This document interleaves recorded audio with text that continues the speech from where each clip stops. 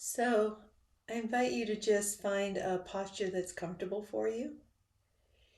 And you can close your eyes, or if that's not comfortable for you, feel free to go ahead and just have a very soft gaze on the floor in front of you, about 3 or 4 feet in front, not looking at anything in particular.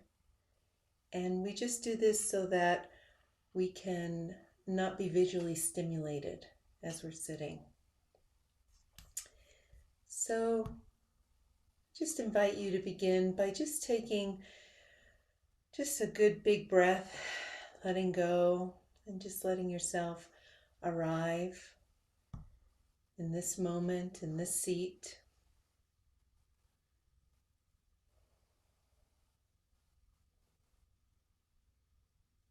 And just with an invitation to go ahead and let go of your day and all the busyness that you've had. If you like, at the end of our time together, you can always pick it back up. But just for this time, just permission to let go. Just let go of all the busyness.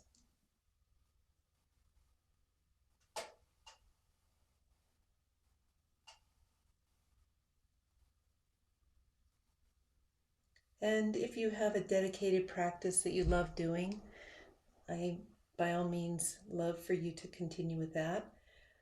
But if not, I just invite you to begin with just breathing out any tension that you're noticing that you're holding today.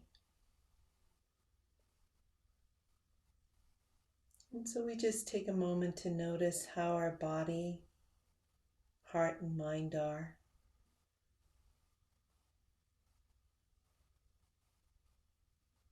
Conditions are such, the day is like this.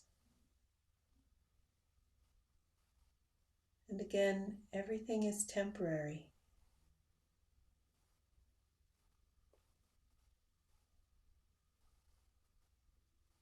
And so we just allow it.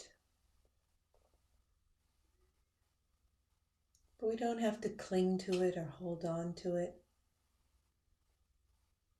And so we can just notice it and gently breathe it out on the out breath.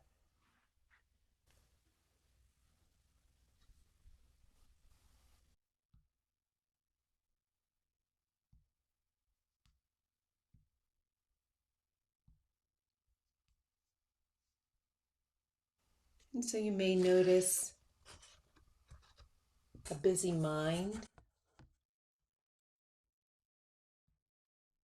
And again, just breathing those thoughts and that busyness out on the out breath.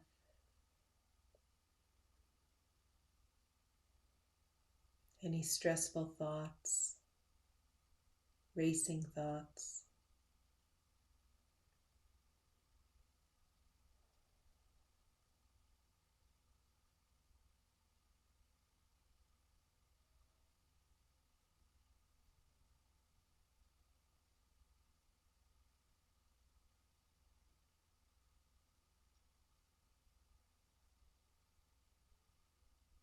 And we do the same with any tensions or stress that we notice in the body.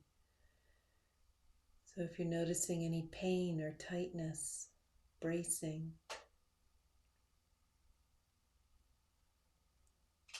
we allow and accept that this is here.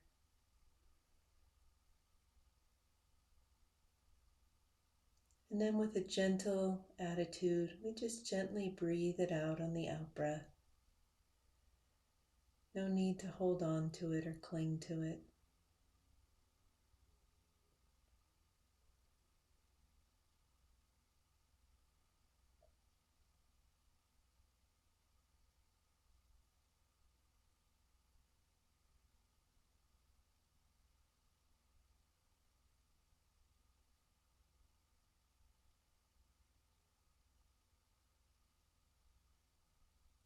And if a stressor or pain comes back again, we just gently breathe it out again.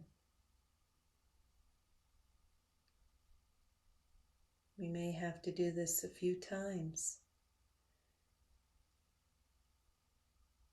but in time it starts to release or soften.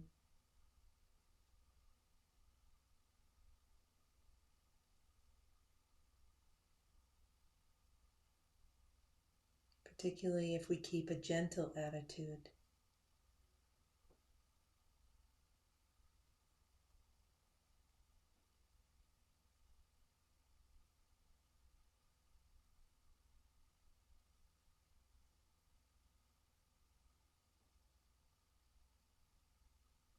And we do the same with our heart, noticing if there's any tension or pain here, grief or sadness.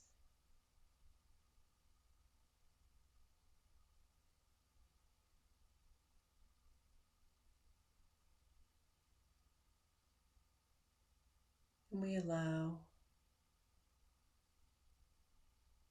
and gently breathe it out.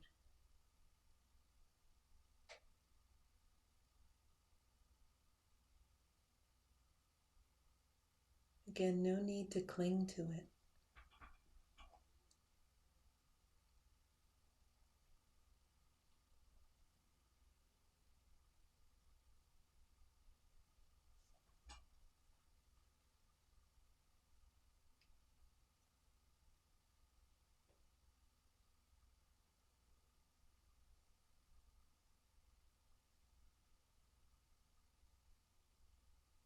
And by doing this, we allow ourselves to empty out.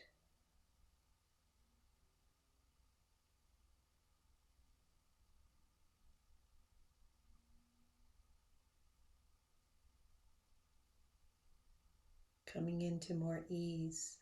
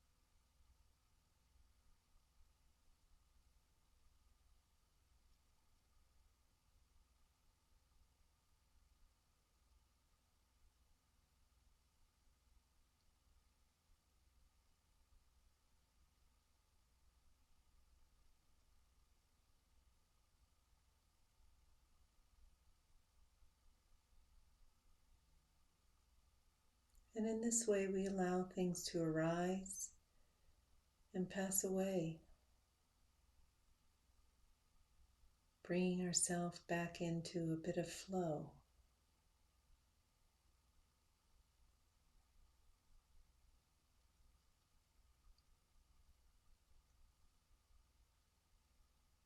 It's okay that this is here, but we just don't cling to it or grasp at it.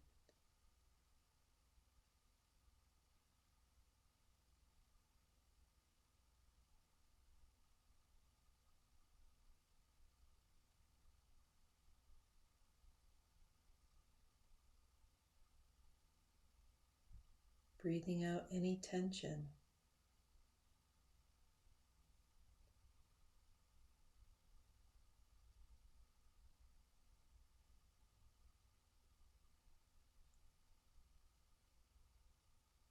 Tension is a form of grasping.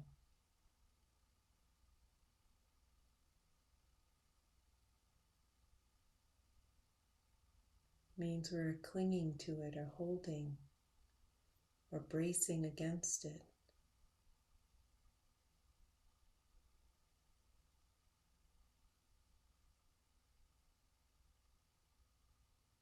And so we just simply open and breathe it out.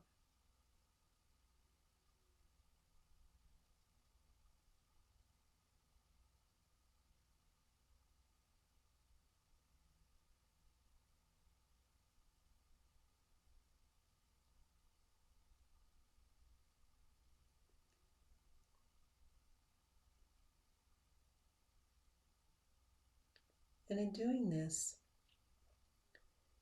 you may notice some quiet now or some spaciousness.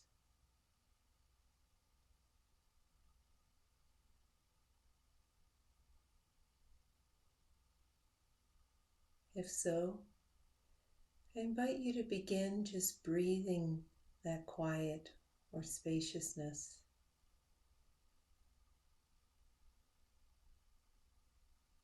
Just breathing into it, allowing it to get as big as it wants.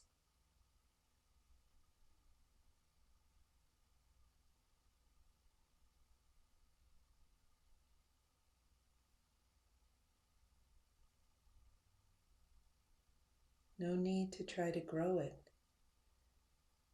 just allowing it to find its natural space or size.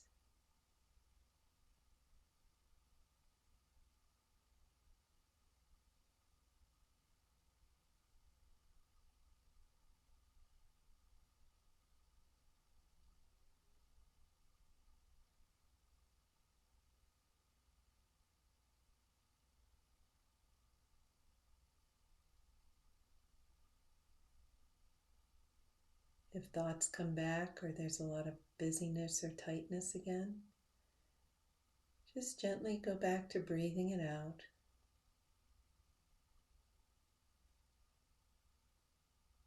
Having a gentle attitude.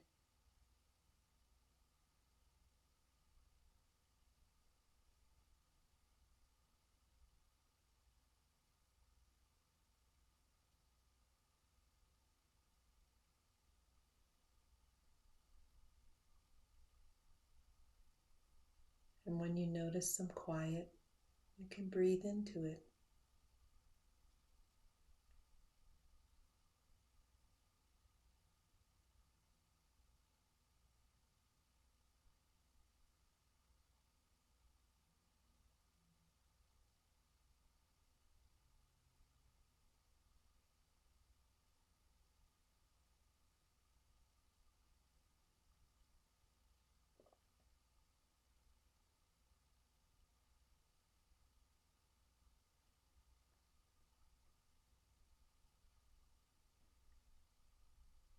And you can let yourself become the quiet or the spaciousness.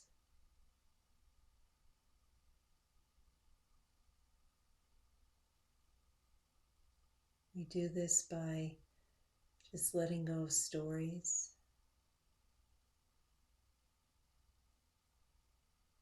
letting go of the body for a moment, and just letting the quiet be your body, letting spaciousness be your body. So it's as if the quiet is breathing. Spaciousness is breathing.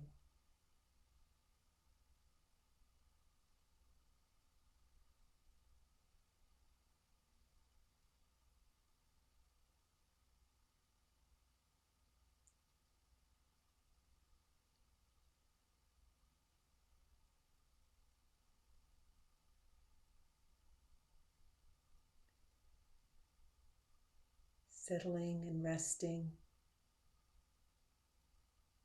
in the peaceful ease.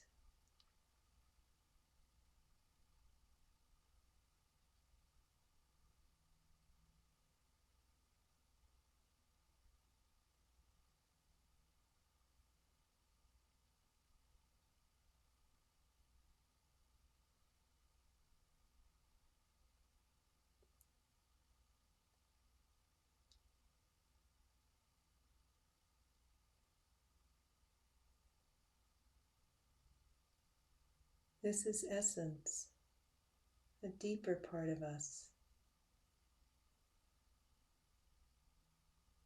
absolutely normal and ordinary.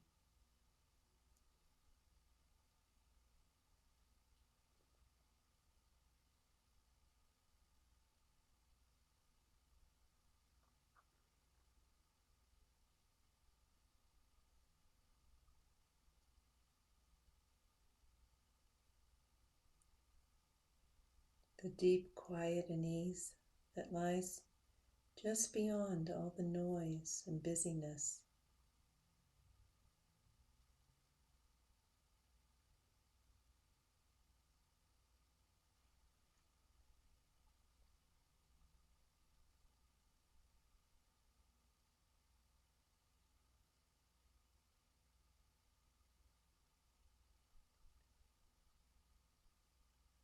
Resting in this deeper part of us, we rest in our natural mind.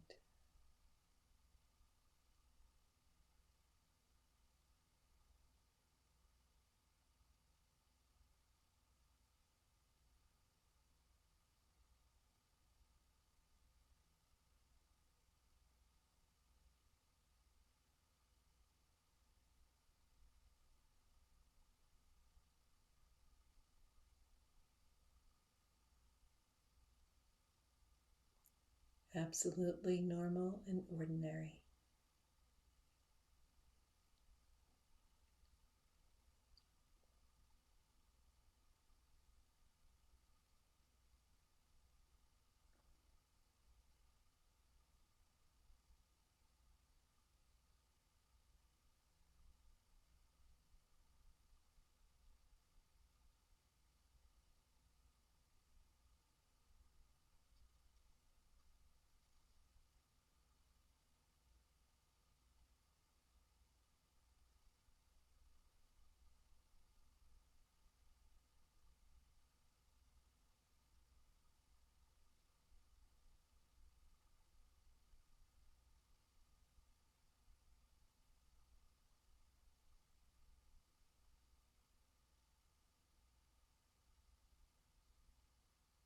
Here we rest and recharge ourselves, resting in peace and ease.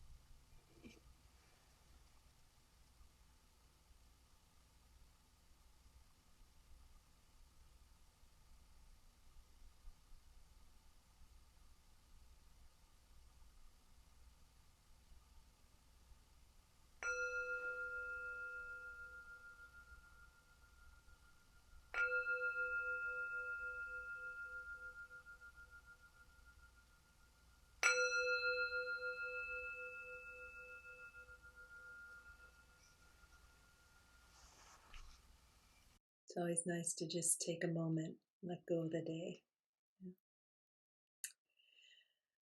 So, um, this evening, I wanted to just build a little bit on what we talked about last week.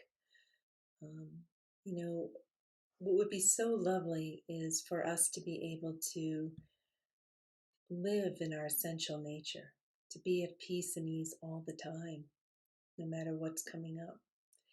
It's quite a lovely experience.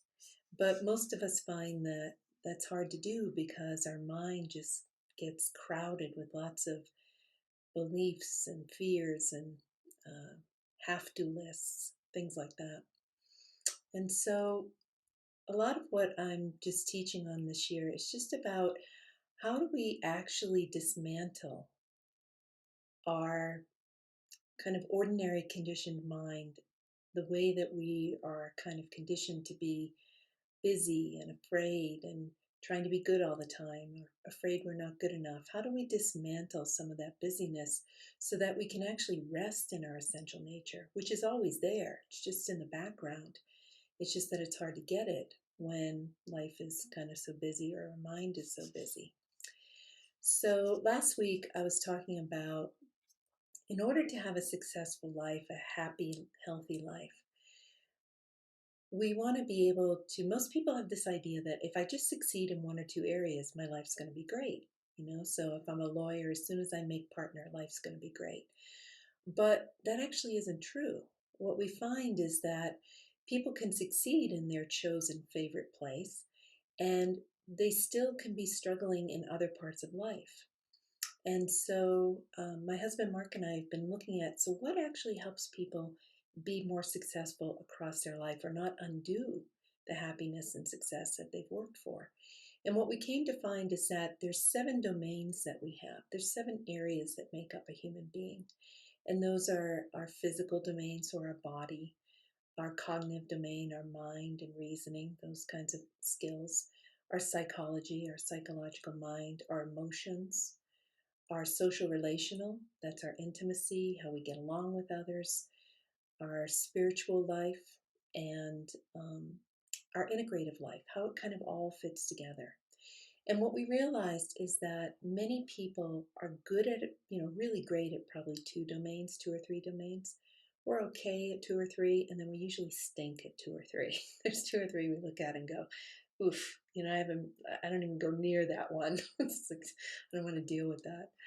I was talking to someone one day, we were talking about this, and I asked about emotions, and he just said, emotions? Oh, I don't do emotions.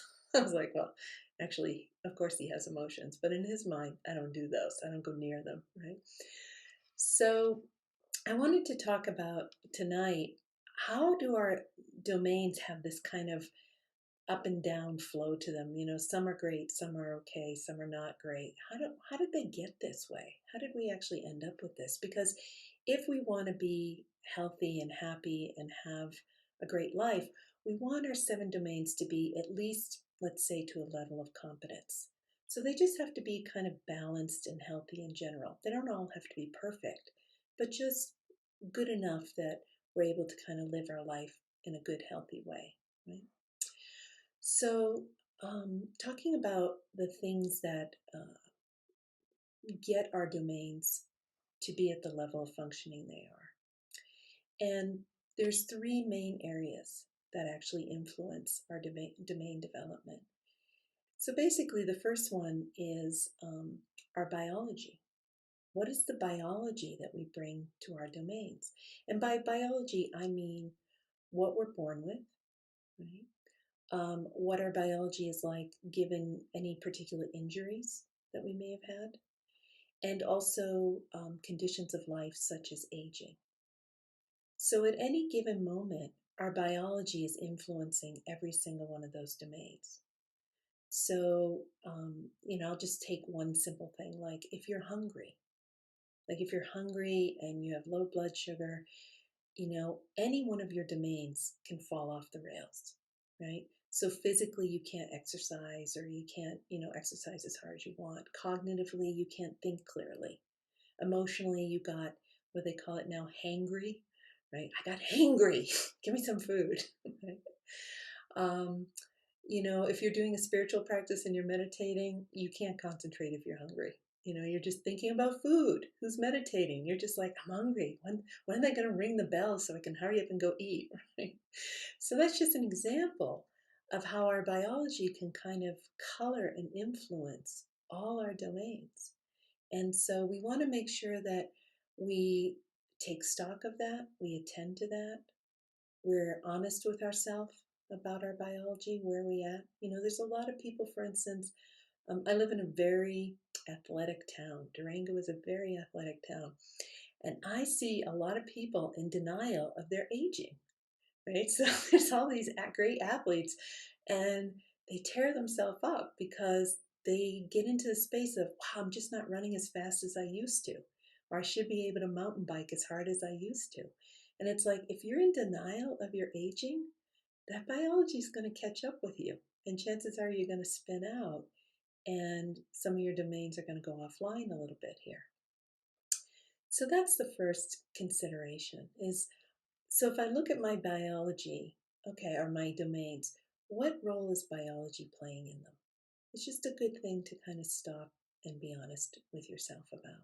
You know? Sometimes it's as simple as going and getting a snack and then you're back online. Other times it's more complicated, like aging. Um, so yeah, it's really important to honor. And if we find that we have difficulty in our physical or any of our biologic needs, to just have, again, a lot of what I talk about is an attitude of kindness and gentleness with ourselves. If you have um, physical challenges, for instance, or aging, those kinds of things, or you haven't slept in 2 days because your kids were sick, it's really important to be gentle with yourself. We can't change our biology by beating ourselves up. That doesn't really do much. And if anything, it sets us back a little bit further. So I just always want to invite this idea of we're just gentle. Like, oh, it's like this. I wish it wasn't, but it's like this. Mm-hmm. The second variant that conditions and colors our domains is our conditioning. And by conditioning, I mean two things. One is how well or how much has this particular domain been cultivated? That's one thing. Like how long has it been developed? Like if you're not, let's say, a great skier, well, have you taken any ski lessons, right? How much have you practiced? How much have you played in this domain? A lot of times what we find is that the domains we do really well in are the ones we're really good at. So we often spend a lot of time in those domains, right? So I'll just make something up. Let's say you're really great in the cognitive domain and you work as a teacher. It's your job. You love thinking about teaching and learning and those kinds of things. And then maybe on your weekends, you go home and love reading books. So we tend to play and work in our domains, and that cultivates them and develops them, particularly the ones that we're strong in. We tend to avoid the ones we have difficulty with. So they actually don't get that much cultivation. So that's just one aspect of cultivation. Um, Another piece of cultivation that's really important is our socialization. And a lot of times I see people say, I wished I was better at this or different at this. Why can't I change this? And if you actually look at somebody's socialization, you can see that they've actually been socialized to prefer certain domains over others. So, an example might be, let's say you grew up in a family that really values intellect and intelligence. You're probably going to get a lot of support for that domain. And let's say you want to be an athlete, but your family doesn't believe in athleticism. They just think that's kind of a not very important thing. Chances are you don't get much support or encouragement at all in that domain. And so you see this a lot. Even I love to look at it in terms of like, if you look around our country, you can kind of see how cultures and socializations are actually in different parts of the country. So if you look at the Northeast, for instance, all the universities, New York and Boston, there's a lot of pressure for intellectual development there. But go directly opposite of that to LA, and you see a lot of cultivation around physical, around the body, being in shape, being outdoors, looking beautiful. There's just a lot of physical. Part of that has to do, I think, with the weather, right? It's raining in Boston. You might as well stay in and read a book. And it's sunny and beautiful in LA, so get on your roller skates or something. go ride your bike. So you can actually see that certain cultures actually socialize us into preferencing certain domains. So if you moved away from Boston, kind of like I did, here I am in Colorado in this really athletic town. I didn't come from a really athletic socialization, so I've had to work to kind of embrace all of that in my life, right? Um, so don't get mad at yourself if you've been socialized. If your family doesn't support a particular domain, you're going to have to be really gentle with yourself and love yourself as you cultivate that domain, because you're going kind of against the grain in your socialization. So I just want to name that, just so that we don't beat ourselves up so much, right? Around that idea. Um, Let me think. Another one is injury, in terms of cultivation, things like injury or trauma or challenging times in our life.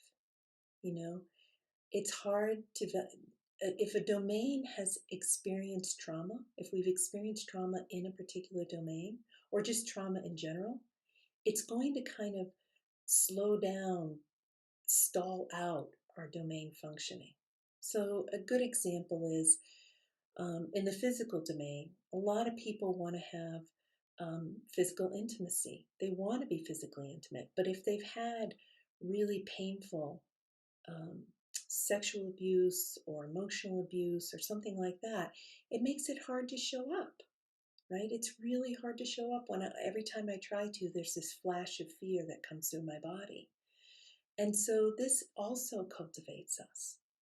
And we want to be really gentle around that idea that particularly in the domains where you're struggling, chances are there's been some kind of trauma. It could be small trauma, it could be acute, huge trauma, but there's often some kind of injury, some kind of pain, some kind of fear. And so we just want to be aware of that and gentle with that around ourselves. Yeah. And then the third area, so we have biology, we have cultivation, and then the third area is this area I pointed to last week, which is our formations that come. Out of our cultivation, we form certain mind states, certain beliefs. We have a lot of parts inside, like our inner child and our teenager, pissy teenager, whatever.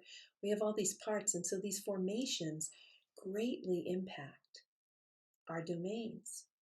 So it's really hard to change a domain for the better if you have a belief, for instance, that I can't, or you have a fear of something bad happening. I'll give you an example that I often hear from people. A lot of people, when they try to be happy or joyful, they often will find they start to feel really joyful, and then suddenly there's a contraction inside. And if they are mindful and they kind of check in, they can feel a fear that I'm going to somehow get in trouble for being too joyful. Or you hear the phrase, the other shoe is going to drop. The moment I let my guard down, the other shoe dropped, right? So these beliefs and this conditioning guard us against being free in the domain, against being flourishing and playful. And so if we want to change any part of our life that's struggling, if it's not in freedom, if it's not um, filled with aliveness and joy, then we're going to have to look at these three areas. And my bias is it's best to start with the formation, because that's going to bring us to the original wound, to the place where we got scared, where we got hurt, where we got made fun of, whatever it may be. Once we release that formation and we touch back into our essence, now we have freedom. We're not in fear anymore. And we have the place that we can actually go ahead and develop the domain that's struggling, the domain that's having a hard time. When we're in essence and we have this freedom, we have the freedom to play in the domain again. We have the freedom to cultivate it, because we don't have that voice in the back of our head saying, yeah, but wait, what if? No, you shouldn't, because, right? So we take care of the formation first. That gives us our essence and freedom to begin to cultivate and play in the domain. And then we get to look at how essence actually lives through this domain. How does essence live through this domain? So, an example might be How does essence dance? How does essence cook? For instance, how does essence work and study or do intimacy? Imagine if you had no fears and you were in this peaceful, open, spacious feeling. How might you do intimacy?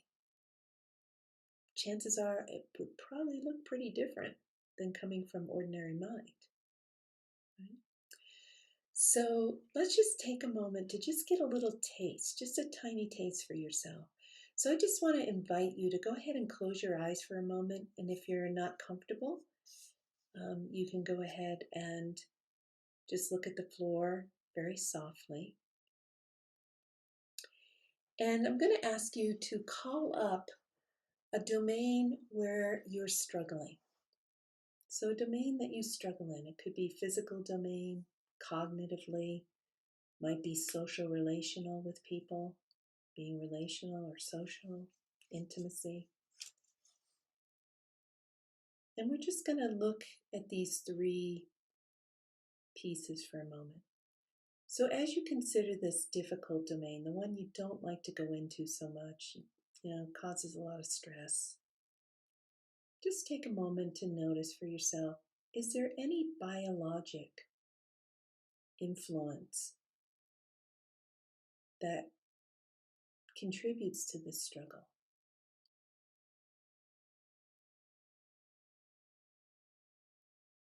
So for instance, if you struggle in the physical domain, you may say, well, yeah, I have this injury, or I'm not very coordinated.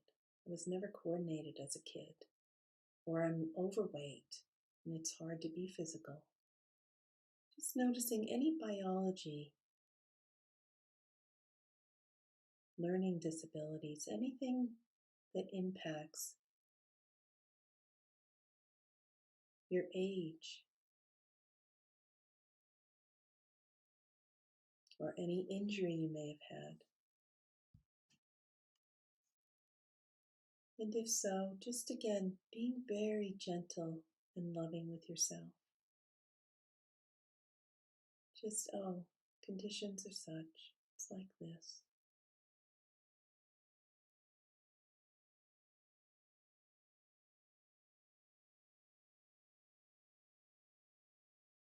And then you can let biology go and take a moment to notice what has been your conditioning in this domain. Have you had support to develop it, or someone actually thwarted your development in this? Could be your parents, your teachers, your community, your culture. Perhaps your culture doesn't allow for expression in this domain.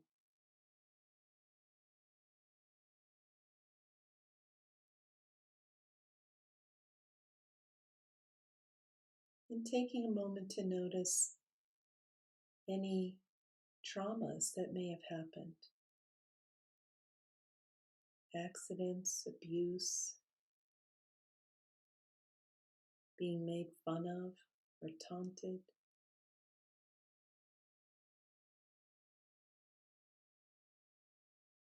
Oh, yeah, that played a role in why I don't do this so much, or why I'm uncomfortable in this domain.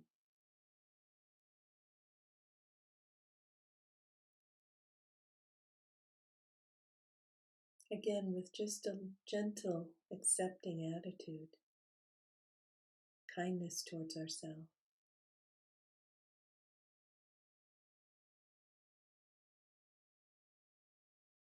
And then just letting go of the conditioning for a moment and just checking in with formations, noticing what beliefs do I have in this domain that make it hard for me to flourish here. The voice in your head, the yeah buts, the what ifs, the fears. Oh, it's like this. You can see how these beliefs make it hard to go forward. If I said to you, "Oh, I want you to go cultivate the domain tomorrow," this belief would come up. This, yeah, but, no, I can't. This is why we want to be gentle and tend to these formations first, because they stop everything.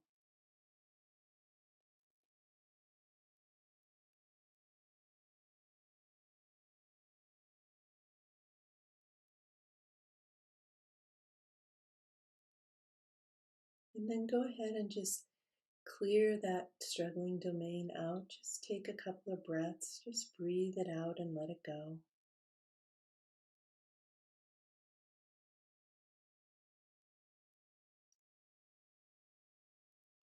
Kind of washing the blackboard, just clearing the blackboard.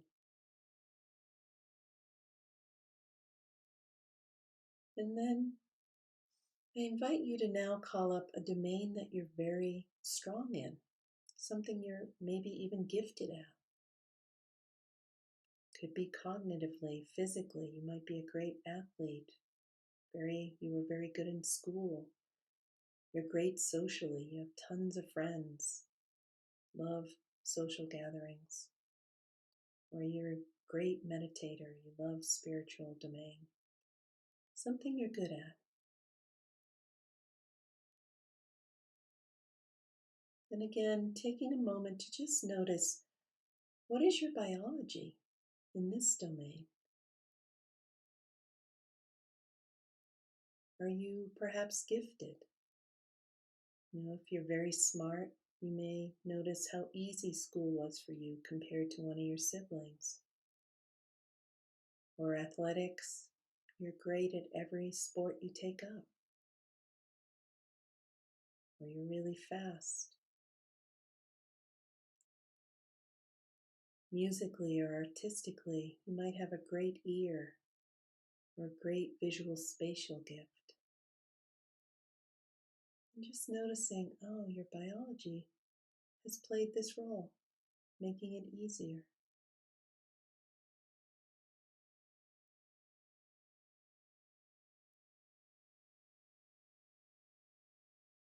And then letting go of biology and noticing your conditioning. When it comes to this flourishing domain, this thriving place,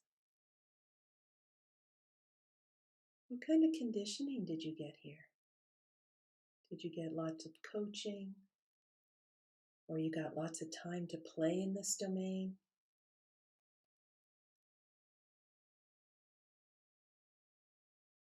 If you're good at cognitive functioning, you loved spending time on a computer or reading books when you were a kid, or you got lots of time to play outside or lots of time to be with friends, socializing, or your parents supported you. They coached you, they helped you, encouraged you. Just noticing, oh, the conditioning was like this. Huh. Perhaps lots of permission to play here.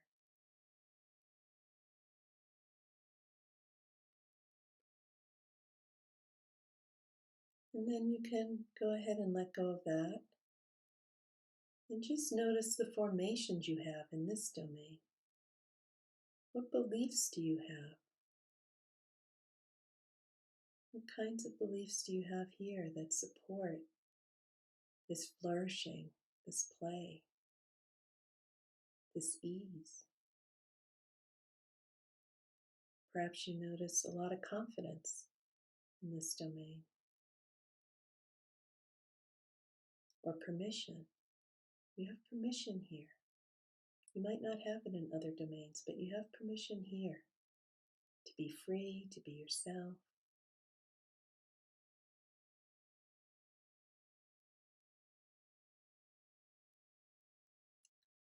And take a moment to also notice the role of essence. How often do you just let go in this domain and you just fly.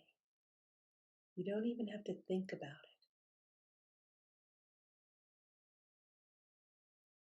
Essence just flows, and you dance and you play and you read and you sing and you ski, whatever it is you do. And it just flies, and you don't even know how you do it. Kind of almost has a life of its own.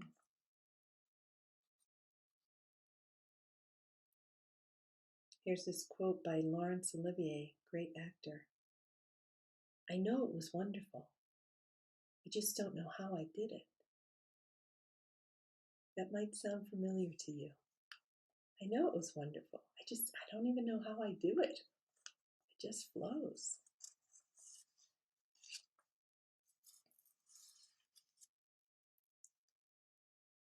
So you can go ahead and open your eyes. And just notice how it feels in your mind and body right now, just having touched one of your easy domains. Chances are you have a little smile on your face, or there's some ease here, some joy. Feels good when we're in touch with the easy ones.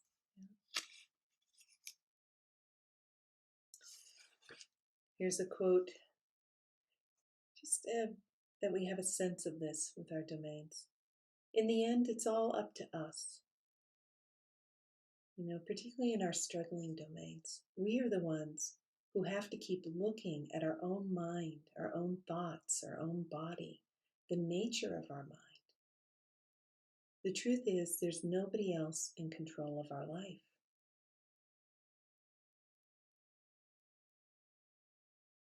There's no one else in charge of our experiences or our freedom from our bondage. So your freedom is yours and your bondage is yours. And how wonderful to know that you're in charge of your own bondage, because then you can set yourself free, which is really beautiful here. So this idea that we can release these beliefs that are difficult for us, meanings we've made that are hard, we can then cultivate, and we can bring these domains up to a healthier level if they're struggling. And it's all in us now. It's all in us.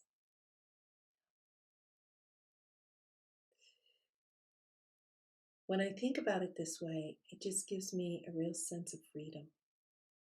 I mean, even if we're struggling with a biologic issue, the idea that it's possible to have more freedom with it is enlivening, right? Even if you're aging, you can still, if we get out of our own way, we can still cultivate ourselves to have the best body we can have as we're aging. We can have the best attitude we can have as we're aging. Some people go into aging and death with incredible joy, right? It's just another journey. Some people go in with a lot of fear and trepidation. So we're in charge at this point of our own bondage and our own freedom, which is such a beautiful idea. Yeah. It's like, how alive are you going to be in your life? In my experience, the more essence I have, the more I release these formations and my old yabbats and fears, the more freedom and joy I have, and the more aliveness I have, and the more I come in contact with the world. I come in contact with more intimacy, more joy, more love. It's really quite beautiful. Here's a quote from Roger Miller, actually. It says, "Some people feel the rain, others just get wet." Some people feel the rain, others just get wet. So, do you want to feel the rain, or do you want to just get wet? And then go home and complain about it. Last night it was raining, and I was walking with Mark, and it started to get colder and colder. It was like almost snowing, and we got soaked, and we were pretty far from our house. And I said to him, "I'm soaking to the bone. Like, my shoes were wet, my socks were sopping. My sneakers were starting to squeak, right? And we still had like a mile to go. And so I said, "Yeah, I'm soaked to the bone and I'm cold." And Mark turned around and he goes, "Isn't it wonderful? Isn't it just great?" I was like, "Yeah, that's right. It's great. It's awesome." And we did. We had a lovely walk. It was awesome. Just let going of any formations and just be here. Just be here and have some fun. Yeah. So I love this Zen saying, your practice is your life. Your practice is your life. So if you're somebody who wants to get enlightened or awakened or whatever, it's not like you have a practice over here and you're going to get enlightened. Your practice is your life. So what part of your life isn't working? That's where your practice is, right there. And I'm suggesting that you start with the formation, the little voice inside that says, yeah, but I can't, I'm pissed off, leave me alone. Who's ever having a hard time? Start with the formation. Then you can move to cultivation, to change. So, and I hope that you can be gentle and have joy and ease with this. That as we unbraid some of this, that you get some understanding of how you got to where you are. And that that understanding softens the difficulty for you. It's like, I'm not here because I'm stupid or because I'm a jerk. I'm here for very real reasons. My biology, my conditioning, my traumas, the formations and beliefs and fears that are stuck inside. That's how I got here. And knowing what those pieces are, you can then start to unbraid and release for yourself. Yeah. So, so I hope this is of service to you and your practice.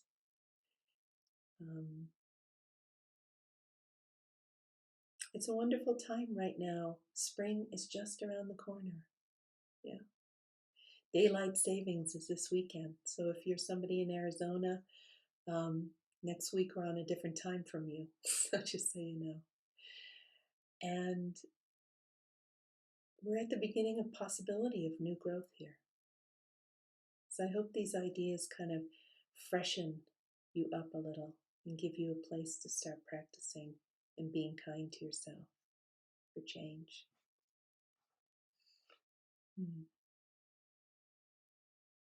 So let's just take a moment of mindful intention, just so that we share what it is we're learning with the world, so that more people can free up their formations and change their cultivation. And we can all come back into a healthy balance together. So you can close your eyes for just a moment. So may our practice here, what we're learning and what we're practicing inside, may it be of benefit to us, and may it ripple out from us to those we love, those we know and don't know, far beyond us, so that peace and ease takes a stronger footing in the world. And more people wake up to these ideas that they can change their cultivation. They can have a happier, more enlivened life, filled with meaning and joy and fulfillment. May we all learn the ways of waking up to better health, well-being, and awareness.